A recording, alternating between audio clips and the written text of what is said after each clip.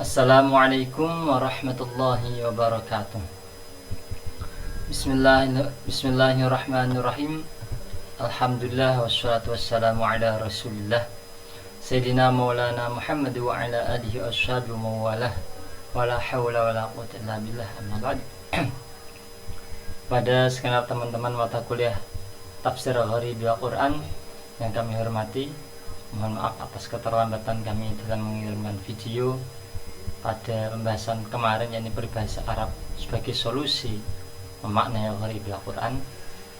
Di sini yang kami ingin tambahkan dari makalah Mas Fayruzi dan juga Mbak Siti Mahmudah adalah satu kaidah yang ini masyhur di kalangan para pengkaji fikih, dan ini ada kaitannya dengan pelajaran ini, dan ini juga sebagai pelajaran bagi diri kami pribadi maupun bagi teman-teman, yakni ma la yatimul wajib illa bihi bahwa wajibun.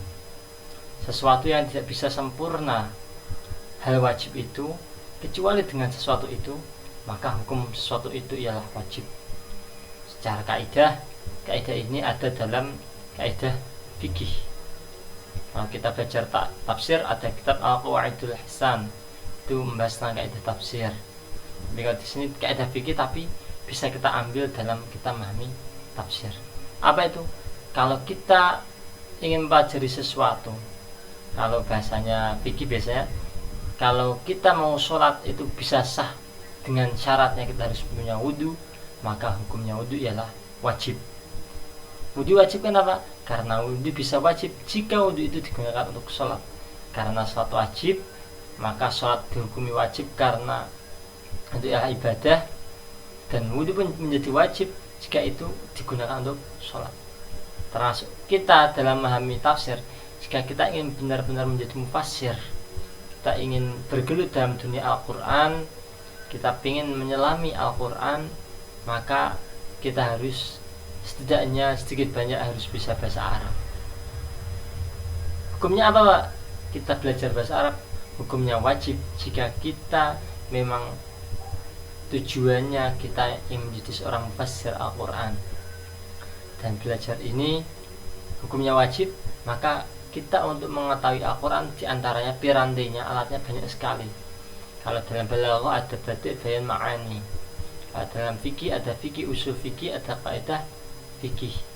Kalau dalam lafziyahnya sendiri, kita belajar Al-Quran tentunya memakai bahasa Arab. Kalau bisa jangan hanya kita membaca buku-buku yang bahasa Indonesia saja.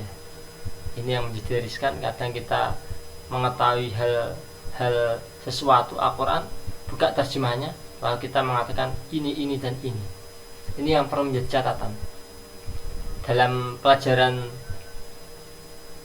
ini, Gharibil Quran, ada beberapa contoh tentang peribahasa Al-Quran. Di antaranya, kalau kita mengetahui tentang Sayyidina Umar, beliau ketika belum mengetahui arti takhuf, maka muncullah syair atau puisi atau peribahasa orang Arab. Dan kalau kemarin kita sudah membahas tentang syair, maka peribahasa ialah biasanya ungkapan-ungkapan oleh orang Arab. Kalau kita belajar, orang Arab punya ciri khas atau terkadang punya peribahasa lafaz-lafaz yang itu masyhur di kalangan orang Arab. Aw ya'khudhum 'ala takhawufin fa inna rabbakum ra'ufur rahim. Ketika Sayyidina Umar bertanya, maka orang dari kabilah Huzail menjelaskan bahwa artinya ialah pengurangan atau tanakus, sehingga ketika itu mereka menyandungkan peribahasa atau puisi ataupun peribahasa yang mana puisi itu akhirnya mempunyai arti bahwa takhuf sesuai dengan arti mereka ini pengurangan atau berangsur-angsur. Dan dalam bahasa Arab ini, teman-teman kalau sedang proses belajar tadi yang kami sampaikan, jangan hanya berhenti pada terjemahan Indonesia saja. Contoh, kalau teman-teman ada ayat yang viral di Al-Quran, contoh yang kemarin, ya ayyuhalladzina amanu la tattakhidul yahuda wan nasyara awliya, Ini saya menyampaikan bukan niat memprovokasi. Ini yang kemarin masyhur aulia di sini para pemimpin, sehingga kemarin sempat viral di WA ada Al-Quran palsu, Al-Quran yang mengartikan bahwa aulia itu bukan pemimpin tapi teman setia. Itu ayat Al-Quran palsu, mari kita laporkan, kita boikot percetakan itu, kita boikot penerbit itu agar mereka membenarkan agar Al-Quran terjaga. Kita jangan langsung lihat terjemah di HP, oh iya yang benar pemimpin itu salah, kita buat story WA, kita serang mereka di Facebook, di Twitter, di Instagram. Jangan. Kita sebagai mahasiswa, kita perlu belajar lebih lanjut. Kita bukalah tafsir yang berbahasa Arab, kita buka lafaz-lafaz tafsir yang memang original dari Arab. Kalau bisa jangan satu tafsir. Tujuannya apa? Agar kita tidak mudah menjustifikasi. Ketika rame-ramenya la tattakhidul yahudan nasara awliya, Al-Maidah, kasus Ahok itu, kami kebetulan bertemu dengan ketua LPMG, Lajnah Pentasih Mushaf Al-Quran Nasional, Dr. Kiai Mukhlis Hanafi. Ketika kami bertemu dengan beliau, kami sempat bertanya sama beliau, kenapa kok ada Al-Qurannya yang mengartikan terjemahan teman setia, itu bagaimana sebenarnya artinya? Ternyata karena beliau seorang ketua tafsir, ketua penulisan, ketua tafsir Al-Quran Nasional, dan juga beliau alumnus Al-Azhar, Dr. Azhar, dan literaturnya banyak, maka beliau memberi beberapa jawaban. Beri jawaban yang mana jawaban itu tidak mudah menjustifikasi. Memang ada yang mengartikan seperti itu, dan mereka tidak menyalahkan karena ada referensinya. Ini pun yang menjadi titik tekan kita dalam peribahasa Al-Quran. Kita mungkin sedikit tertantang kalau kita membaca tulisan yang tidak ada harokatnya. Mungkin di sini ada teman-teman yang dulu basicnya MTS, MA-nya mungkin nggak ada pelajaran nahwunya, atau SMP, SMA langsung kuliah. Tapi kalau kita ada niat yang kuat, kami pun juga mensupport pribadi kami. Kita meskipun basicnya bukan basic pesantren, tapi kita kuat belajarnya, maka insya Allah kita akan tetap bisa bahasa Arab.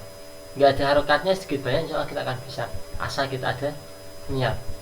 Jadi pesan kami dalam peribahasa Al-Quran, dalam solusi mengurai makna Al-Quran, ialah kita kalau ingin mengetahui terjemah, maka coba bukalah kamus.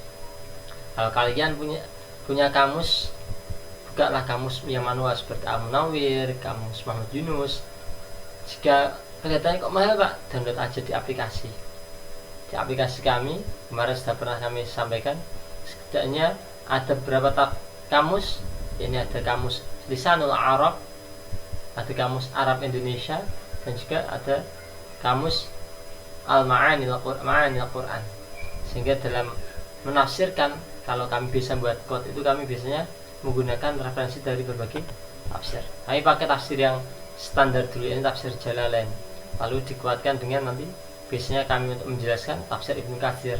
Kadang jika ingin menjelaskan lagi, kami di rumah ada tafsir Sawi, ada tafsir Hasyatul Jamal, tafsir syarahnya tafsir Jalalain, hasyiahnya yakni Al-Futuhatul Lahilah, ada kitab Sifatul Tafsir, ada juga tafsir Munir, ada juga tafsir Fathul Qadir, dan lainnya.